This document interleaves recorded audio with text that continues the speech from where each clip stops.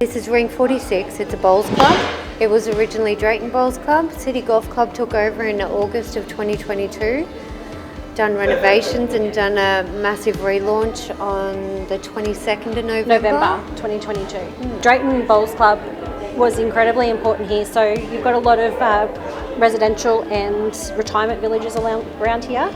So we do have an ageing community that does like to come here, feel like they're part of a family. They do their bowls, they like to have a cup of tea or a coffee or a beverage, and they like to socialise. So for us here, establishing that for the community as well as the families and things that are growing around this way, it's very important. We had to completely renovate.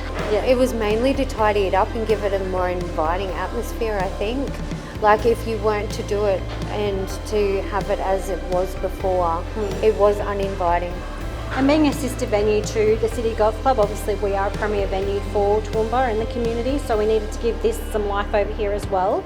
And it needed to be an investment for us for a long-term purpose to create money and get a return on investment. Because since we've updated the premises, since we've made it more inviting, we've created the atmosphere, we have actually increased our membership. As soon as they walk in, they say it looks amazing, the furniture looks great, the plants, they love the plants, the lights. It's just fresh and inviting and they love it.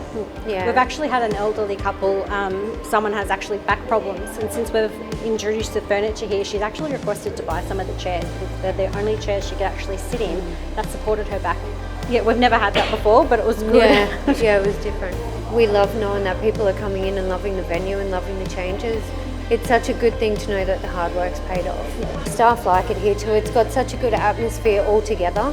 The customers are happy all the time. They're not dated and over it. We now have a lot of foot traffic too, so people that are actually living in the residential areas nearby, they'll actually walk down and bring their families and their children at night time, have a meal, and then they'll go home.